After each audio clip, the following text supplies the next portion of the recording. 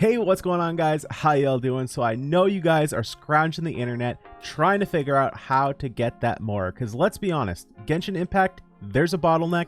A lot of you guys think it's resin, but here's the thing.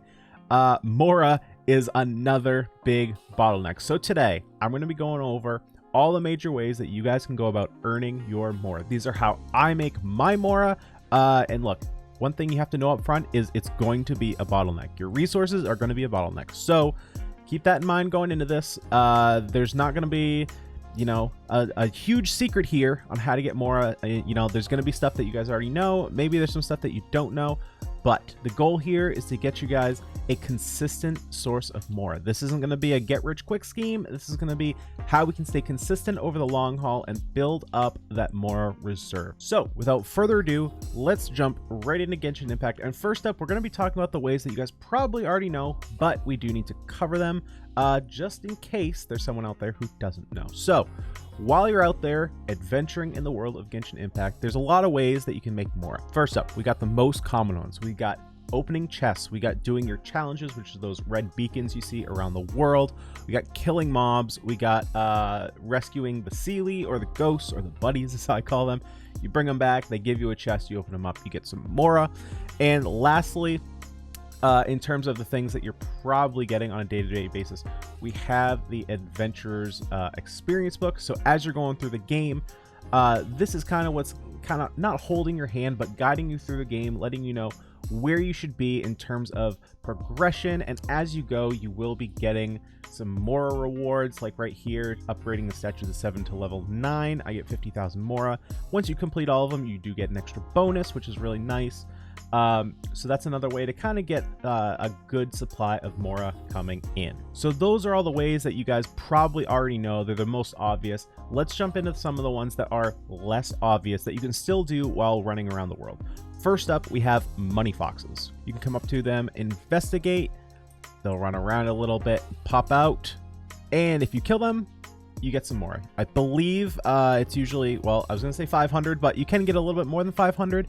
I've been getting pretty consistently 500, so it looks like you can get a little bit more than that. Next up, we have the crates that you can find in the water. So like this one right in front of me. If you didn't know, you can swim right up to these and you can collect them. Sometimes they will contain straight Mora, like this one contained both sigils and 1500 Mora, which is quite good. I've seen these range anywhere from 500 to 2000 Mora. But while we're also here, another way, if you didn't know, there are these little outcrops here that you can collect, which will give you sigils. Now, what can we do with these sigils? Well, in both Liyue and Mondstadt, there is a souvenir shop. And now in that souvenir shop, you can buy stuff to ascend your characters, and you can also trade in some of your sigils for Mora. But once you buy out the shop, now you have the option for basically infinite Mora. This is where you'll trade in the sigils that you're getting while out there adventuring, because the shop does not reset. So once you buy everything, now you can trade in your sigils for more. So for every 2 sigils, you get 1600 Mora. So that crate that I just opened had 3100 Mora in it. Not too bad for 2 seconds of going out of the way to investigate a box in the water. And right here, while we're in Liyue, if you haven't already, you can rob the bank. You can only do this once. So right next to the souvenir shop, we come up these stairs, right down the back here, turn the corner, up these stairs, we come up here, and up the stairs we go. Finally, you get to the bank. Nope, you don't talk to Vlad. That's not what you want to do. Once you're inside the bank, all you gotta do is run right in the back, right up the back stairs. Now, I've already got this chest, so this chest actually won't be there for me, but right here, there will be a chest. You open that up, 200k more right off the top. You just steal it straight from the bank. Now, you can only do this once, but if you're looking for just a quick bump in your Mora count, that's a quick way to get 200k. Now, while you're out there in the world, maybe you're looking for some Philomeno mushrooms. Maybe you're just raiding some little villages. Don't forget to check all these crates. A lot of times it will just have vegetables, but sometimes you can get lucky. I actually had to change spots because I was not unlucky in the farm, but if you come here, look, you can get a couple little artifacts. You get 100 Mora. Yes, it's not the most in the world, but it's completely free. You just pick it up, you get a little bonus. It's quite nice. Now, one of the last uncommon ways you can make Mora. Now, let me make this clear. I do not recommend this at all, but just so you guys know, this is a way that you can make it if you want. You can take your character development items and hit this little trash button. It will give you Mora, but again, I do not recommend this at all. I'm just giving you the information. You can do what you want with it, but I'm just letting you know, not recommended in the slightest. Okay, so now we're on to the ways that can get you a little bit more consistent Mora, and the ways that are a little bit more fun, in my opinion. The one that I've been enjoying quite the most in terms of gameplay is going around to the elite mobs. If you don't know, the elite mobs are kind of where you're going to be getting... Oh, and this guy is ready to fight. So you can go around to your elite mobs. I will be actually posting the map that I've been using to farm elite mobs. It's quite good. The run itself can be quite long for me. It takes kind of like a couple hours to do, but you do get a ton of materials. The Mora count is not bad. I haven't actually done the numbers on it, on how much you can make, but like just from beating this one guy, you know, 200 Mora, not the greatest, but we did get a couple, actually quite a few materials in terms of weapon enhancement, so not bad. If you're looking for something to do, this can you can sink quite a few hours into farming your elite mobs. Next up, we got the ley lines. Now there's actually only one ley line that will give you money. There's the yellow ley line and blue. The blue is for your character's XP, yellow is for Mora. So this does scale with your world level, so I'm world level 4 currently, and for each one, which is going to cost you 20 resin to collect, making 44k Mora. So not too bad. You know, I don't really recommend these to mid-tier players. You know, you want to be farming your cube and flower bosses, which we'll talk about in a second, to ascend your characters. Once you get to the highest reward possible, or you're pretty early on in the game where you don't need a ton of materials, these are probably a good source of income for you. But while we're on the topic, let's talk bosses. So you have your flowers and you have your cubes.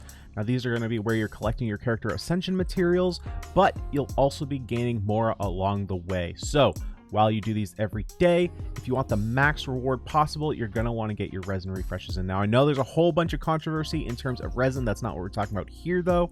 I'm just telling you how you can get the most Mora possible. So getting the max amount of times you can fight these bosses is how you're going to get some pretty good Mora income. And of course, you have your domains as well. So while you're collecting your ascension materials, if you're not doing your cube and flower bosses, you can always come in here to the domains. Make sure that you check every day that the domains that you need are either on or not on the day that you're currently on, because you don't want to miss a day. Otherwise, you got to wait a couple days, wait till Sunday to collect those materials. But while you're in there, you get some extra Mora for your troubles. So those are all the ways that you can make Mora if you are a free-to-play player. Now we're going to jump into the ways that you can really increase your income if you're willing to spend some money. So we head over here to the shop. First way is if you come over here to the gift shop. You got these starter bundles. Now, while these aren't the best bang for your buck, you know, if you're willing to spend some money, these aren't bad. So you get 50k, you get a fragile resin, you get some enhancement ore, you get some experience for your characters, all for about 10 bucks.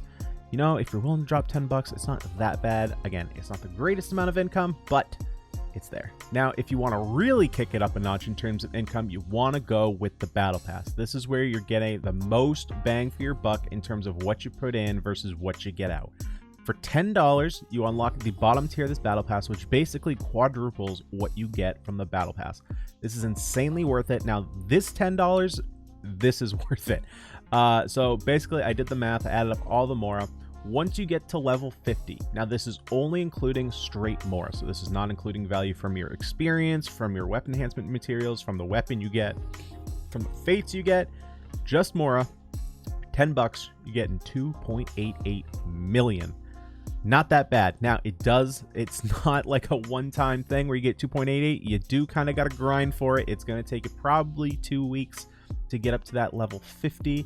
But you know what? 2.8 mil is not that bad. That's pretty good income if you ask me. And lastly, the one that probably most of you will roll your eyes at, because yes, it is kind of a pay to win strategy, but we have Stardust. Stardust you get once you start doing your wishes. I was getting 135, I believe, Stardust per 10 pull. So when it comes down to it, you're getting about 60k per 10 pull. You know, again, 10 pulls about 25 bucks, I believe. So you're getting your characters, you're getting weapon materials for, or not weapon materials, but weapon enhancement fodder, basically. Plus you're getting about 60k per 10 pull. So not, you know, terrible. It's a quick way to get your Mora account up, but again, does involve a credit card of some kind. So if you're completely against that, this one probably isn't for you. But you know, if you're rolling anyway, yes, you can get these other materials, but these are ones you can get in game pretty consistently. So if you're looking to just boost up that Mora account, that might be what you want to spend your Stardust on. So guys, there you have it. That's how you can go about in the world of Genshin Impact increasing your Mora account. Now, yes, there's no real like great way to bring in money yet. I have a feeling that in the future, they're going to be bringing updates that help us farm Mora. One of the ways that I think they're going to do it is they've already announced the player housing system, which is what I assume is going to be the idle system. Don't take my word for it. I'm just a guy on the internet talking his thoughts. But if I was a developer, that's where I would put my idle system to this game, is in that player housing. So, you know, I don't think this is the end-all be-all guide. I think they're going to initiate ways in this game to make more Mora, but for now, this is what we're limited to. So guys, that's all I got for the video today. Hope you guys did enjoy. If you did and you want to see some more content from me, you can head over to my Twitch page, twitch.tv/xjazz207. Stream 3 times a week, Monday, Wednesday, Friday, 8 p.m. EST. And if you want to show your support right here on YouTube, go ahead and click that subscribe button. Guys, that's it for me for this video. Hope you guys enjoyed. I'll see you guys in the next one. Peace.